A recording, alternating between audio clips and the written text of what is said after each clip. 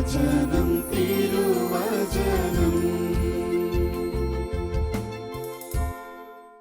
പിതാവായ ദൈവത്തിൻ്റെ സ്നേഹവും പുത്രനായ യേശുക്രിസ്തുവിൻ്റെ കൃപയും ആശ്വാസദായകനായ പരിശുദ്ധാത്മാവിൻ്റെ സഹവാസവും ശാലോം ശുശ്രൂഷകളിൽ പങ്കുചേരുന്ന നിങ്ങളുടെ കൂടെ എപ്പോഴും ഉണ്ടായിരിക്കട്ടെ. ദൈവവചനം ശ്രവിച്ച് വചനം തിരുവചന ശുശ്രൂഷയിൽ പങ്കുചേർന്ന് നമ്മുടെ ജീവിതങ്ങളെ പ്രകാശിപ്പിക്കാം. വിശുദ്ധ ലൂക്ക എഴുതിയ സുവിശേഷം 23-ാം അധ്യായം 28-ഉം 29-ഉം തിരുവചനങ്ങൾ. അവരുടെ നേരെ തിരിഞ്ഞ് യേശു പറഞ്ഞു, ജെറുസലേം പുത്രിമാരെ, എന്നെ പ്രതി നിങ്ങൾ കരയേണ്ട. നിങ്ങളുടെയും നിങ്ങളുടെ മക്കളെയും പ്രതി കരയുവിൻ.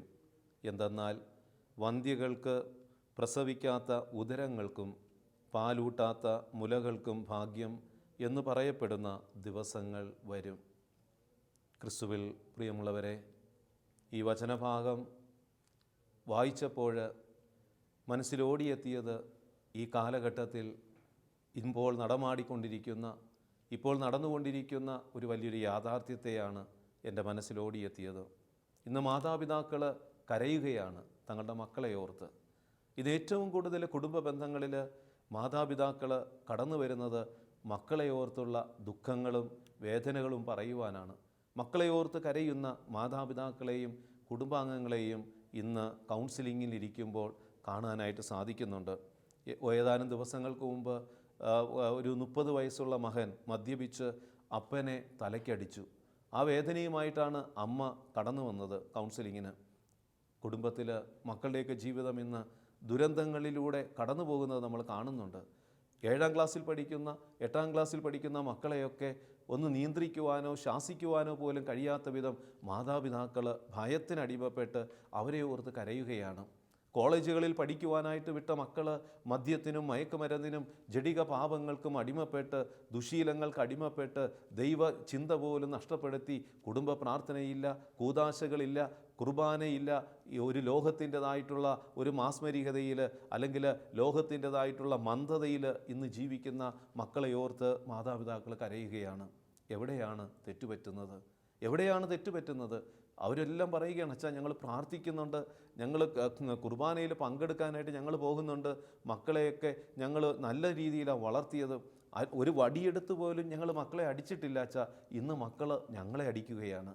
മക്കൾ ഞങ്ങളെ അടിക്കാൻ തക്ക വിധം ഞങ്ങൾ എന്ത് തെറ്റാ ചെയ്തതെന്ന് മാതാപിതാക്കൾ കണ്ണുനീരോടെ ചോദിക്കുമ്പോൾ, പ്രിയമുള്ളവരെ, ഈ കാലഘട്ടത്തിൽ നടക്കുന്ന ഈ സംഭവങ്ങൾ നമ്മുടെ കുടുംബ ബന്ധങ്ങളിൽ അല്ലെങ്കിൽ അയൽവക്കങ്ങളിലൊക്കെ നമ്മളെ വേദനിപ്പിക്കുന്ന ഇത്തരം സംഭവങ്ങളുണ്ടെങ്കിൽ ഇന്ന് നമ്മൾ അതിനെ ഒന്ന് ധ്യാനിക്കുന്നത് നന്നായിരിക്കും. പ്രിയമുള്ളവരെ, ഡിഗ്രിക്കൊക്കെ പഠിക്കാൻ പോകുന്ന മക്കൾ എന്തുകൊണ്ട് അവരുടെ ലക്ഷ്യം പോലും മറന്ന്, കുടുംബത്തെ മറന്ന്, മാതാപിതാക്കളെ മറന്ന് തെറ്റായ പ്രേമബന്ധങ്ങളിൽ അടിമപ്പെടുന്നു? അതുപോലെ തന്നെ ശ്രേഷ്ഠമായ യേശുവിലുള്ള വിശ്വാസത്തെ ഉപേക്ഷിച്ച് തള്ളിപ്പറഞ്ഞ് അന്യ മതവിശ്വാസങ്ങളിലൂടെ അല്ലെങ്കിൽ ഏതെങ്കിലും ചെറുക്കൻ്റെ കൂടെ ചെക്കൻ്റെ പിന്നാലെ കടന്നു പോകുന്ന നമ്മുടെയൊക്കെ മക്കളെ ഓർക്കുമ്പോൾ നമുക്ക് സങ്കടം തോന്നാറുണ്ട്. എന്തുകൊണ്ടാണ് ഇങ്ങനെയുള്ള ആ അപജയങ്ങൾ, തകർച്ചകൾ പ്രാർത്ഥിക്കുന്ന കുടുംബങ്ങളിൽ സംഭവിക്കുന്നതെന്ന് ചോദിക്കുമ്പോൾ, പ്രിയമുള്ളവരെ, നമ്മൾ വചനത്തിലേക്ക് തിരിയണം. ദൈവവചനത്തിലൂടെ തിരിഞ്ഞു നോക്കുമ്പോൾ നമ്മുടെ കുറവുകൾ നമുക്ക് കണ്ടെത്താനായിട്ട് സാധിക്കും, നമ്മുടെ ബലഹീനതകൾ കണ്ടെത്താനായിട്ട് സാധിക്കും. നിയമാവർത്തന പുസ്തകത്തിൽ 30-ാം അധ്യായത്തിലൊക്കെ ദൈവം ശക്തമായിട്ട് പറയുന്നുണ്ട്, ഈ ചട്ടങ്ങൾ നീ നിങ്ങളുടെ മക്കളെ പഠിപ്പിക്കണം. ഞാൻ നിങ്ങൾക്ക് നൽകുന്ന കൽപ്പനകളും ചട്ടങ്ങളും മക്കളെ പഠിപ്പിക്കണം, മക്കളെ അനുസരിപ്പിക്കുവാനായിട്ട് പരിശീലിപ്പിക്കണമെന്ന് ദൈവം അനാദിയിലെ മാതാപിതാക്കളോട് പറയുന്നുണ്ട്. ദാനിയേൽ പ്രവാചകൻ്റെ പുസ്തകത്തിൽ മനോഹരമായൊരു സംഭവം നമ്മൾ കാണുന്നില്ലേ? സൂസന്നയുടെ ജീവിതത്തിൽ പ്രതിസന്ധികൾ കടന്നു വന്നിട്ടുണ്ട്, പരീക്ഷണങ്ങൾ കടന്നു വന്നിട്ടുണ്ട്.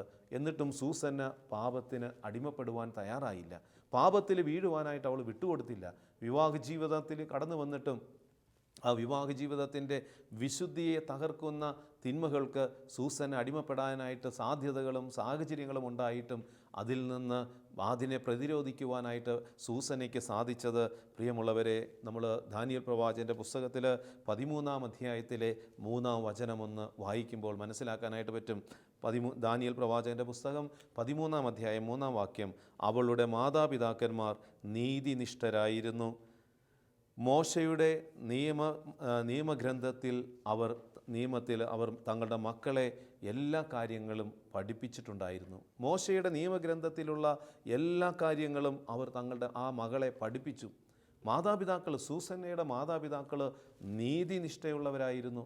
നീതിനിഷ്ഠയുള്ള ജീവിതം നയിക്കുകയും ദൈവിക പ്രമാണങ്ങൾ ആ മകളെ എല്ലാ കാര്യങ്ങളും പഠിപ്പിക്കുവാനായിട്ട് അവൾ തയ്യാറായി. അതിൻ്റെ ഫലമാണ് ആ മകളുടെ ജീവിതത്തിൽ തകർച്ചകൾ ഉണ്ടാകാനായിട്ട് സാധ്യതയുണ്ടായിട്ടും അവൾ അതിനെ അതിജീവിച്ചത്. ദാനിയേൽ പ്രവാചകൻ്റെ പുസ്തകം 13-ാം അധ്യായം 23 നമ്മൾ കാണുന്നുണ്ട്, കർത്താവിൻ്റെ മുമ്പിൽ പാപം ചെയ്യുന്നതിനേക്കാൾ നിങ്ങൾക്ക് വഴങ്ങാതെ നിങ്ങളുടെ പിടിയിൽ പെടുന്നതാണ് ഞാൻ ഇഷ്ടപ്പെടുന്നത്. സൂസന്നയുടെ വാക്കുകളാണ്. സൂസന്ന പറയുക ആ നിയമപാലകരുടെ മുമ്പിൽ, കാരണം അവർ പാപം ചെയ്യുവാൻ ഇവളുമായി ശാരീരിക ബന്ധം പുലർത്തുവാനായിട്ട് ഈ നിയമപാലകർ അവളെ കുടുക്കിയിട്ട് നിർബന്ധിച്ചപ്പോൾ അവളെടുത്ത നിലപാടിതാണ്, കർത്താവിൻ്റെ മുമ്പിൽ പാപം ചെയ്യുന്നതിനേക്കാൾ നിങ്ങൾക്ക് വഴങ്ങാതെ നിങ്ങളുടെ പിടിയിൽ പെടുന്നതാണ് ഞാൻ ഇഷ്ടപ്പെടുന്നത്. നമുക്കറിയാം ഇതുപോലെ സമാനമായ ഒരു സംഭവം നമ്മൾ കാണുന്നുണ്ട് അസുന്തയുടെ മകൾ മരിയ ഗുരേത്തിയുടെ ജീവിതത്തിൽ. മരിയ ഗുരേത്തി പാപത്തിൻ്റെ ആ ഒരു പരീക്ഷണത്തിൽ അലക്സാണ്ടർ പാപം ചെയ്യുവാൻ അവളെ നിർബന്ധിക്കുമ്പോൾ മരിയ ഗുരേത്തി അമ്മയുടെ വാക്കുകൾ ഓർത്തു. ദൈവവിശ്വാസത്തിൽ ഈ അമ്മ മകളെ വളർത്തിയിരുന്നു, ദൈവിക പ്രമാണങ്ങൾ പഠിപ്പിച്ചിരുന്നു. ഒരു പാപം ചെയ്യുന്നതിനേക്കാൾ മരിക്കുന്നതാണ് നല്ലത്, കാരണം നിൻ്റെ ദൈവസന്നിധിയിൽ സ്വീകാര്യമാകും.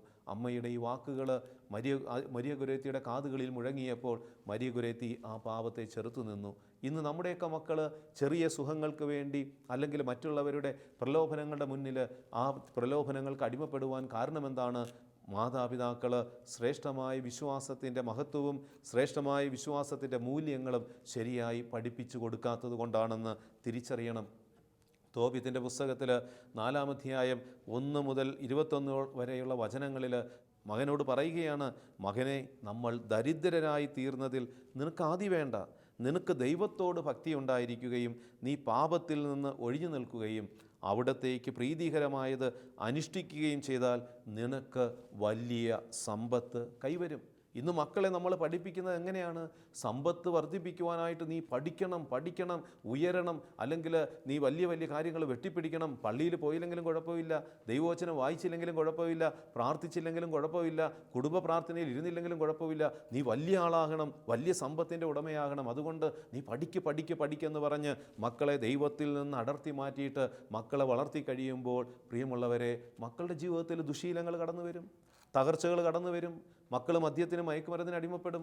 വലിയ വലിയ ഹോസ്റ്റലുകളിൽ നമ്മുടെ മക്കളെയൊക്കെ പഠിപ്പിക്കുവാനായിട്ട് കൊണ്ട് നിർത്തിയിട്ട് അവിടെ കുർബാന കാണില്ല, കൂദാശകൾ സ്വീകരിക്കാൻ പറ്റില്ല. എന്നാലും കുഴപ്പമില്ല, ഈ മക്കൾ പഠിച്ച് വലിയ നിലയിലെത്തണം. അതുകൊണ്ട് പള്ളി ഇല്ലെങ്കിലും കുഴപ്പമില്ല, കൂദാശകൾ ഇല്ലെങ്കിലും കുഴപ്പമില്ല, ജപമാല ചൊല്ലിയില്ലെങ്കിലും കുഴപ്പമില്ല, പ്രാർത്ഥിച്ചില്ലെങ്കിലും കുഴപ്പമില്ല, മക്കൾ വലിയ സമ്പത്തിൻ്റെ ഉടമയായി മാറിയാൽ മതിയെന്ന് ഭൗതിക സമ്പത്തിൻ്റെ ആ ലക്ഷ്യം വെച്ചുകൊണ്ട് മക്കളെ വളർത്തുമ്പോൾ മക്കളെ ഓർത്ത് മാതാപിതാക്കൾ കരയേണ്ടി വരും. ഇന്ന് മക്കളെ ഓർത്ത് മാതാപിതാക്കൾ കരയുന്നുണ്ടെങ്കിൽ പ്രിയമുള്ളവരെ, ഏറ്റവും വലിയ സമ്പത്ത് ദൈവമാണെന്നും ദൈവത്തിൻ്റെ കൽപ്പനകൾ പാലിക്കുന്നതിലൂടെ ലഭിക്കുന്നതാണ് ഏറ്റവും വലിയ സമ്പത്തും സുരക്ഷിതത്വമെന്ന് മാതാപിതാക്കൾ മക്കളെ പഠിപ്പിച്ചിട്ടില്ല എന്നതാണ്. അതിനെ ഓർത്ത് ഈ ദിനത്തിൽ ദൈവസന്നിധിയിൽ മുട്ടുമടക്കി കരയണം.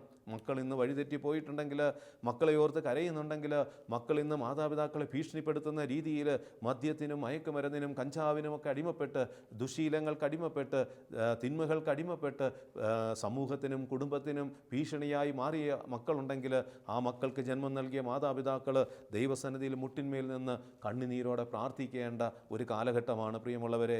യേശുവിൻ്റെ വചനത്തിന് പ്രസക്തിയുണ്ട്.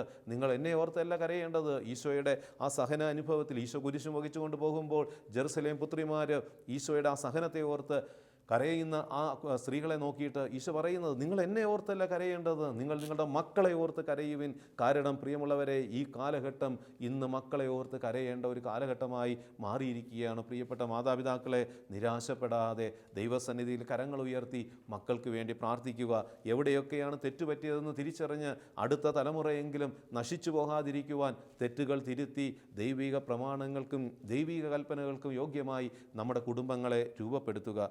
സാമുവേൽ പ്രവാചകൻ്റെ 1-ാം പുസ്തകത്തിൽ 2-ാം അധ്യായം 29 നമ്മൾ കാണുന്നുണ്ട് ഒരു വചനം. കാരണം സാമുവേൽ പ്രവാചകൻ്റെ 1-ാം പുസ്തകം 2-ാം അധ്യായം 29 സാമുവേൽ ഏലിയുടെ മക്കൾ അവർ ദൈവവിശ്വാസം നഷ്ടപ്പെടുത്തുന്ന രീതിയിൽ ദുശീലങ്ങൾക്ക് അടിമപ്പെടാനായിട്ട് തുടങ്ങി, തിന്മകൾക്ക് അടിമപ്പെടാനായിട്ട് തുടങ്ങി. അപ്പോൾ കർത്താവ് ഒരു ദൂതനെ അയച്ച് ഏലിയയുടെ അടുക്കൽ വന്ന് പറയുന്ന ഒരു വചനഭാഗമാണ്, എന്തുകൊണ്ടാണ് എനിക്ക് അർപ്പിക്കണമെന്ന് കൽപ്പിച്ചിട്ടുള്ള ബലികളെയും കാഴ്ചകളെയും നീ ആർത്തിയോടെ നോക്കുന്നത്? നിങ്ങൾ എൻ്റെ ജനമർപ്പിക്കുന്ന സകല ബലികളുടെയും വിശിഷ്ടഭാഗം തിന്നു കൊഴുത്തു. എന്നേക്കാൾ കൂടുതൽ നിൻ്റെ മക്കളെ നീ ബഹുമാനിക്കുന്നതെന്ത്? ഏലിയോട് ചോദിക്കുക. ഏലിയുടെ മക്കളൊക്കെ തിന്മ നിറഞ്ഞ തിന്മകൾക്ക് അടിമപ്പെടുകയാണ്.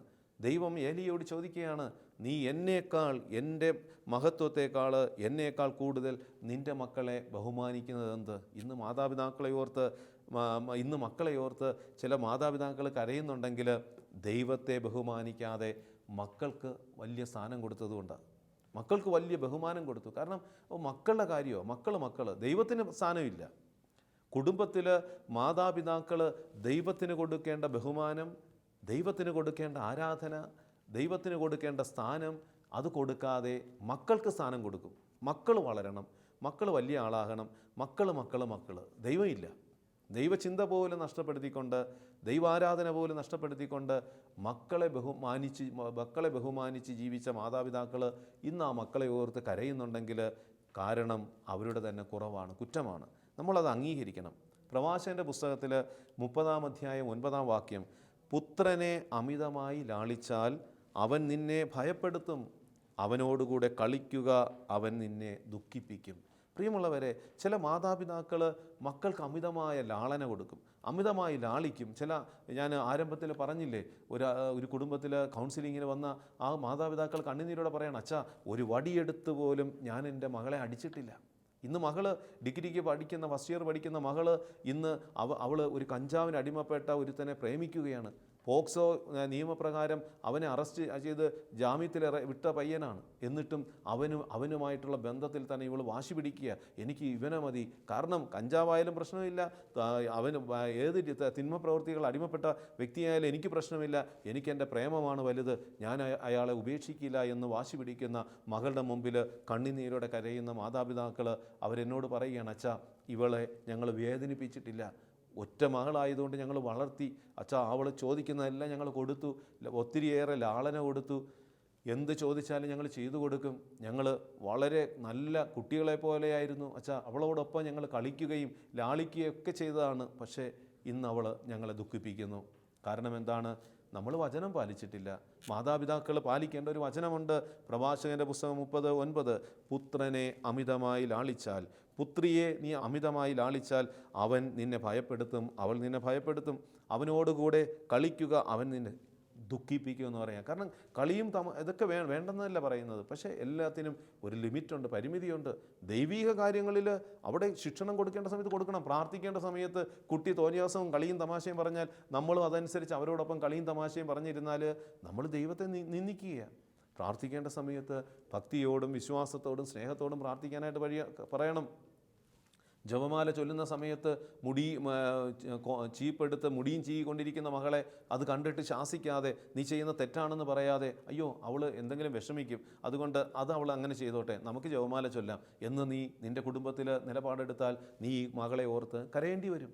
അപ്പോൾ നമ്മൾ തിരിച്ചറിയണം, പ്രഭാഷകൻ്റെ പുസ്തകം 30-ാം അധ്യായം 12-ഉം 13-ഉം തിരുവചനങ്ങൾ, ചെറുപ്പത്തിൽ തന്നെ അവനെ വിനയം അഭ്യസിപ്പിക്കുകയും ശിക്ഷിക്കുകയും ചെയ്യുക.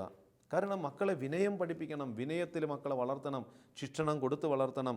അല്ലെങ്കിൽ അവൻ അനുസരണമില്ലാത്ത നിർബന്ധ ബുദ്ധിയായി തീർന്ന് നിന്നെ ദുഃഖിപ്പിക്കും. ഇന്ന് ചില മക്കളൊക്കെ നിർബന്ധ ബുദ്ധിക്ക് അടിമപ്പെട്ട് മാതാപിതാക്കളെ ദുഃഖിപ്പിക്കുന്നുണ്ട്. ഈ അടുത്ത സമയത്ത് ഒരു മകൻ, അവന് ഡിഗ്രിക്ക് പഠിക്കുക, അവൻ വാശി വീട്ടിൽ കിടന്ന് ബഹളം വയ്ക്കുക, എനിക്ക് വില കൂടിയ ഈ ബൈക്ക് തന്നെ വേണം. കാരണം എന്താ? ആ ബൈക്കിൽ അവന് ഓടണം. അവൻ്റെ കൂടെയുള്ള കോളേജിലുള്ള ചിലർ ഈ ബൈക്ക് ഉപയോഗിക്കുന്നത് കണ്ടപ്പോൾ ഇവൻ്റെ കുടുംബത്തിലെ സാഹചര്യം ആ ബൈക്ക് വാങ്ങിക്കാനായിട്ടുള്ള സാഹചര്യമല്ല. കാരണം വളരെ സാമ്പത്തികമായിട്ട് വളരെ പരാധീനപ്പെട്ട അവസ്ഥയിൽ കിടക്കുക. ഇവരെ പഠിപ്പിക്കുന്നത് തന്നെ കഷ്ടപ്പെട്ടാണ്, കടം വാങ്ങിച്ചിട്ടാണ്. കുടുംബാംഗങ്ങളുടെയൊക്കെ സഹായത്തോടു കൂടിയാണ് ഇവനെ പഠിപ്പിക്കുന്നത്. പക്ഷേ ഇവൻ അതെല്ലാം മറന്നിട്ട് ഇവൻ ഇങ്ങനെ നിർബന്ധ ബുദ്ധിയിൽ വാശി പിടിക്കുക, എനിക്ക് ഈ ബൈക്ക് വേണം ബൈക്ക് വേണമെന്ന്. ഇവൻ്റെ നിർബന്ധത്തിന് വേണ്ടി മാതാപിതാക്കൾ കരയുന്നു. അവസാനം കടം വാങ്ങി ഒരു ബൈക്ക് വാങ്ങി കൊടുക്കുന്നു. ഇവൻ്റെ ഈ നിർബന്ധ ബുദ്ധി കാരണം അവസാനം ഈ ബൈക്ക് സ്പീഡിൽ കൊണ്ടുപോയി ഒരു പോസ്റ്റിൽ ഇടിച്ച് ഇവൻ ബൈക്കും തകർന്നു, അവനും തകർന്നു. നിർബന്ധ ബുദ്ധി എവിടെ ചെന്ന് അവസാനിക്കുന്നു? ഇന്ന് മക്കളെ ഓർത്ത് കരയുക. ആ മാതാപിതാക്കൾ കരയുകയാണ്. മകൻ നഷ്ടപ്പെട്ട ആ മാതാപിതാക്കൾ കരയുകയാണ്. മക്കളുടെ നിർബന്ധ ബുദ്ധിക്ക് മുമ്പിൽ നിങ്ങൾ വഴങ്ങിയാൽ നിങ്ങൾ കരയും. കൊടുക്കരുത്. വാശി പിടിക്കുമ്പോൾ എനിക്ക് ഇന്നത് വേണം, ഇതില്ലെങ്കിൽ പറ്റില്ല, ഇത് വാങ്ങിക്കൊടുത്താൽ അവൻ്റെ ഭാവി തകരുമെന്നും അല്ലെങ്കിൽ ഇത് വാങ്ങിക്കൊടുക്കാനായിട്ടുള്ള സാഹചര്യം നമുക്കില്ല എന്നും മനസ്സിലാക്കിയിട്ട് മക്കളുടെ നിർബന്ധ ബുദ്ധിക്ക് മുമ്പിൽ നമ്മൾ വഴങ്ങിക്കൊടുക്കുമ്പോൾ അതിനെ ഓർത്ത് കരയേണ്ടി വരും. പ്രിയമുള്ള മാതാപിതാക്കളെ, അങ്ങനെ ഏതെങ്കിലുമൊക്കെ അവസ്ഥകളിൽ നിങ്ങൾ ഇന്ന് കരയുന്നുണ്ടെങ്കിൽ ദൈവത്തിൻ്റെ മുമ്പിൽ കണ്ണുനീരുയർത്തി യേശുവിൻ്റെ വചനം പാലിക്കുക. നിങ്ങളുടെ മക്കളെ ഓർത്ത് കരയുക. മക്കളെ ഓർത്ത് കരയുമ്പോൾ കർത്താവ് കരുണ ഒഴുക്കും നമുക്ക് വേണ്ടി. കർത്താവ് നമ്മളെ തള്ളിക്കളയുന്നവനല്ല. മക്കളെ ഓർത്ത് കരയുന്ന മാതാപിതാക്കളുടെ നൊമ്പരം കണ്ടിട്ട് മാറി നിൽക്കുന്ന ഒരു ദൈവമല്ല കർത്താവായ യേശു. അവൻ നമ്മുടെ ജീവിതങ്ങളിൽ ഇറങ്ങി വരും. മക്കളുടെ ദുർനടപ്പ് മാറ്റുവാനായിട്ട് മാതാപിതാക്കൾ കണ്ണുനീരോടെ പ്രാർത്ഥിച്ചാൽ ഈശോ ഇടപെടും. വീണ്ടും വചനം പറയുക, പ്രഭാഷകൻ്റെ പുസ്തകം 30-13, മകൻ്റെ ലജ്ജാകരമായ പ്രവൃത്തികൾ നിമിത്തം ദുഃഖിക്കാതിരിക്കേണ്ടതിന് അവനെ ശിക്ഷണത്തിൽ വളർത്താൻ ശ്രദ്ധിക്കുക. Spare the rod spoil the child എന്നല്ലേ വചനം പറയുന്നത്. ഒരു ഇംഗ്ലീഷ് ആപ്തവാക്യമാണ്. Spare the rod spoil the child. Spare the rod spoil the child. കാരണം നമ്മൾ വടി ഉപയോഗിക്കേണ്ട സമയത്ത് വടി ഉപയോഗിക്കണം. വടി ഉപയോഗിക്കാതെ അയ്യോ ആ കുഞ്ഞ് വേദനിക്കും, അത് അടിക്കുകയൊന്നും വേണ്ട, ഞാൻ കുഞ്ഞിനെ അടിക്കാതെ ഞാൻ എൻ്റെ കുഞ്ഞിനെ വളർത്തുമെന്ന് ഏതെങ്കിലും മാതാപിതാക്കൾ കരുതുന്നുണ്ടെങ്കിൽ നിങ്ങൾ മക്കളുടെ ഭാവിയെ ഓർത്ത് കരയേണ്ടി വരും. അതിനെ ഓർത്ത് ദുഃഖിക്കേണ്ടി വരും. ശിക്ഷണം കൊടുക്കണം. കാരണം ശിക്ഷണം കൊടുത്താലേ ആ കുഞ്ഞുങ്ങളുടെ ജീവിതത്തിൽ രൂപാന്തരീകരണം ഉണ്ടാകൂ. കുഞ്ഞായിരിക്കുമ്പോൾ കൊടുക്കേണ്ട ശിക്ഷണം കൊടുക്കണം. സുഭാഷിതങ്ങളുടെ പുസ്തകം 22-15 ശിശുവിൻ്റെ ഹൃദയത്തിൽ ഭോഷത്വം കെട്ടുപിണഞ്ഞു കിടക്കുന്നു, ശിക്ഷണത്തിൽ വടി അതിനെ ആട്ടി ഓടിക്കുന്നു. കാരണം ശിശുവിൻ്റെ ഹൃദയത്തിൽ ഭോഷത്വം കെട്ടുപിണഞ്ഞു കിടക്കുക. കാരണം കുഞ്ഞിനറിയില്ല നന്മ ഏതാണ് തിന്മ ഏതാണെന്ന്. കുഞ്ഞിന് തിരിച്ചറിയാൻ പറ്റില്ല. അപ്പോൾ ഒരു കുഞ്ഞ് തിന്മ ചെയ്യുമ്പോൾ നമ്മൾ വടിയെടുത്ത് അടിക്കുമ്പോൾ ആ തിന്മയെ അടിച്ചു ഓടിക്കുക. ചില പിശാചുക്കൾ കുഞ്ഞുങ്ങളുടെ ഉള്ളിൽ കയറി. നമുക്കറിയില്ലേ, ചില പള്ളികളിൽ വിശുദ്ധ കുർബാന നടക്കുമ്പോൾ ഈ കുഞ്ഞ് അങ്ങോട്ടും ഇങ്ങോട്ടും ഓടി തലകീഴായി കിടന്ന് ഓടി അഭ്യാസം കാണിക്കുന്നത് കാണുമ്പോൾ ഇത് കണ്ടിട്ട് മാതാപിതാക്കൾ ഇങ്ങനെ ചിരിച്ചുകൊണ്ടിരിക്കുക. നാളെ ഈ കുഞ്ഞിനെ ഓർത്ത് മാതാപിതാക്കൾ കരയും. അതൊരു വലിയ സത്യമല്ലേ? കാരണം ദൈവ സാന്നിധ്യം നിറഞ്ഞു നിൽക്കുന്ന വിശുദ്ധ കുർബാനയുടെ പരികർമ്മം നടക്കുന്ന പള്ളിയിൽ ഒരു കുഞ്ഞ് അങ്ങോട്ടും ഇങ്ങോട്ടും ഓടി കളിക്കുന്നത് അത് നോക്കി ചിരിച്ചുകൊണ്ട് മാതാപിതാക്കൾ നിന്നാൽ നാളെ ഒരു സമയത്ത് ഈ കുഞ്ഞിനെ ഓർത്ത് മാതാപിതാക്കൾ കരയേണ്ടി വരും. ആ കുഞ്ഞിന് കൊടുക്കണം, ഒരു ചെറിയ അടി കൊടുത്ത് ശിക്ഷണം കൊടുത്ത് പറയണം, അത് പള്ളിയാണ്. നമ്മൾ ദൈവത്തോട് പ്രാർത്ഥിക്കേണ്ടതാണ്. കൈകൂപ്പി പിടിച്ച് നിർത്തി മുട്ടിന്മേൽ നിർത്തി പ്രാർത്ഥിക്കണം. പണ്ട് കാലങ്ങളിലൊക്കെ 10-40 വർഷങ്ങൾക്ക് മുമ്പെയൊക്കെ മാതാപിതാക്കൾ ഇതൊന്നും വലിയ അക്ഷരാഭ്യാസമോ വിദ്യാഭ്യാസമോ ഒന്നും ഇല്ലായിരുന്നെങ്കിലും അവർ ദൈവത്തോടുള്ള ഭക്തിയിൽ വളർന്നവരായിരുന്നു. ആ മാതാപിതാക്കളുടെ ദൈവാശ്രയവും ദൈവഭക്തിയും മക്കളെ നന്മയിൽ വളർത്താനായിട്ട് അവർക്ക് പ്രചോദനമായി. ഒരു ചെറിയ തെറ്റ് കാണിക്കുമ്പോൾ മാതാപിതാക്കൾ അപ്പോൾ അടി കൊടുക്കും. പള്ളിയിലിരുന്ന് അങ്ങോട്ടും ഇങ്ങോട്ടും ഓടുകയാണെങ്കിൽ അടി കൊടുത്തിട്ട് മുട്ടിന്മേൽ നിർത്തും, പിടിച്ചു നിർത്തും. പ്രാർത്ഥിക്കുന്ന സമയത്ത് ഏതെങ്കിലും അലക്ഷ്യമായിട്ടിരുന്നാൽ അല്ലെങ്കിൽ പ്രാർത്ഥനയുടെ സമയത്ത് ഏതെങ്കിലും മൊബൈൽ ഫോൺ എടുത്ത് ഉപയോഗിക്കുന്ന രീതിയിൽ നമ്മൾ ഇന്ന് കണ്ടാലും നമ്മളും കണ്ണടച്ചിരിക്കും. കുഴപ്പമില്ല, അവൾ വിഷമിക്കും, അല്ലെങ്കിൽ ഞാനത് തിരുത്തി കഴിഞ്ഞാൽ അവൾ എന്നോട് ചിലപ്പോൾ കയർക്കും. അതുകൊണ്ട് വേണ്ട, മൗനം. പ്രിയമുള്ളവരെ, ഈ മൗനം തിന്മകളിലേക്ക് അവർക്ക് നമ്മൾ വാതിൽ തുറന്നു കൊടുക്കുക. ശാസിക്കേണ്ട സമയത്ത് ശാസിക്കണം, മൗനം പാലിക്കേണ്ടിടത്ത് മൗനം പാലിക്കണം. അല്ലാതെ എല്ലായിടത്തും മൗനം പാലിച്ചാൽ നിൻ്റെ കുഞ്ഞ് നഷ്ടപ്പെടും. അതാണ് സുഭാഷിതങ്ങൾ 22:15 പറയുന്നത്. ശിശുവിൻ്റെ ഹൃദയത്തിൽ ഭോഷത്വം കെട്ടുപിണഞ്ഞു കിടക്കുന്നു, ശിക്ഷണത്തിൽ വടി അതിനെ ആട്ടി ഓടിക്കുന്നു. അപ്പോൾ കൊടുക്കേണ്ട സമയത്ത് കൊടുക്കണം, അടിക്കേണ്ട സമയത്തൊക്കെ അടിക്കണം. അതല്ലാതെ അയ്യോ അടിച്ചാൽ എൻ്റെ കുഞ്ഞ് വേദനിക്കും.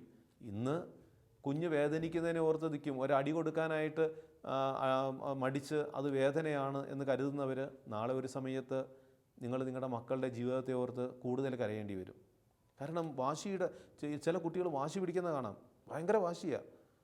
ഇപ്പോൾ വാശി പിടിക്കുന്ന സമയത്ത് എല്ലാം എടുത്ത് കൊടുത്ത് നമ്മൾ അയ്യോ അത് കുഴപ്പമില്ല, കുഞ്ഞ് വാശി പിടിക്കുകയല്ലേ, നിർബന്ധിക്കേണ്ട, ആ കുഞ്ഞിന് വിഷമമാകും, അതുകൊണ്ട് എല്ലാം കൊടുക്കാം. എന്ത് ചോദിച്ചാലും ഇങ്ങനെ വാശി പിടിക്കുന്നതനുസരിച്ച് കൊടുത്തിരിക്കുമ്പോൾ ഡിഗ്രിക്കൊക്കെ ആയി കഴിയുമ്പോൾ അവൻ നിൻ്റെ സാഹചര്യങ്ങളും നിൻ്റെ അവസ്ഥയും മനസ്സിലാക്കാതെ ആ മകൻ വാശി പിടിക്കും.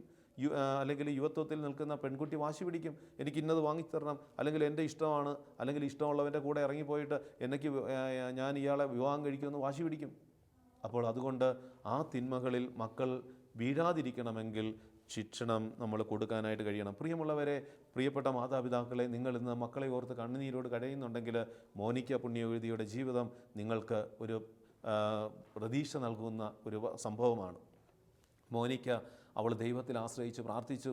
ജീവിത പങ്കാളിക്ക് വേണ്ടി, മകന് വേണ്ടി, മാനസാന്തരത്തിന് വേണ്ടി കണ്ണീരൊഴുക്കി ദൈവസന്നിധിയിൽ. വിലാപങ്ങളുടെ പുസ്തകം 3:17, എൻ്റെ ആത്മാവിന് സ്വസ്ഥതയില്ല, സന്തോഷമെന്തെന്ന് ഞാൻ മറന്നു.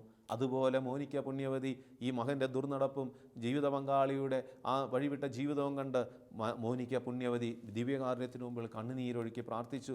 ദൈവവചനത്തിൻ്റെ മുമ്പിൽ കണ്ണീരൊഴുക്കി പ്രാർത്ഥിച്ചു. ജപമാല മണികളിലൂടെ കണ്ണീരൊഴുക്കി കരഞ്ഞു പ്രാർത്ഥിച്ചു. ദൈവം അവിടെ അത്ഭുതം പ്രവർത്തിച്ചു. ജീവിത പങ്കാളിയെയും മകനെയും രൂപാന്തരപ്പെടുത്തി. വെളിപാട് 3-ാം അധ്യായത്തിൽ 21-22 വചനം, എന്നാൽ ഞാൻ ഒരു കാര്യം ഓർമ്മിക്കുന്നു, അതെനിക്ക് പ്രത്യാശ തരുന്നു. കർത്താവിൻ്റെ സ്നേഹം ഒരിക്കലും അസ്തമിക്കുന്നില്ല, അവിടുത്തെ കാരുണ്യം അവസാനിക്കുന്നില്ല. അതേ പ്രിയമുള്ളവരെ, ദൈവത്തിൻ്റെ കാരുണ്യം ഒരിക്കലും അവസാനിക്കുന്നില്ല. ഒരുപക്ഷെ ഇന്ന് നിൻ്റെ അറിവില്ലായ്മ മൂലം, കഴിഞ്ഞ നാളുകളിൽ അറിവില്ലായ്മ മൂലം, നിൻ്റെ മക്കളെ വളർത്തിയതിൽ വന്ന പാകപ്പിഴകൾ മൂലം നിൻ്റെ മക്കൾ ഇന്ന് വിഷമിപ്പിക്കുന്നുണ്ടെങ്കിൽ, വേദനിപ്പിക്കുന്നുണ്ടെങ്കിൽ, കർത്താവിൻ്റെ കാരുണ്യം അവസാനിച്ചിട്ടില്ലെന്ന് തിരിച്ചറിഞ്ഞ് കർത്താവിൻ്റെ സന്നിധിയിൽ മക്കളെ സമർപ്പിക്കുക. മുട്ടിന്മേൽ നിന്ന് കരഞ്ഞ് പ്രാർത്ഥിക്കുക. ഏതാനും നാളുകൾക്ക് മുമ്പ് ഒരമ്മ വന്ന് പറഞ്ഞതാണ്, അച്ഛാ, എൻ്റെ മകൻ 12 വർഷമായി മദ്യം കഴിക്കുമായിരുന്നു. യുവാവായ മകനാണ്. അവൻ്റെ 16-ാമത്തെ വയസ്സിൽ മദ്യപാനം തുടങ്ങിയത്. 29-ാമത്തെ വയസ്സിൽ അവൻ മദ്യം ഉപേക്ഷിച്ചു.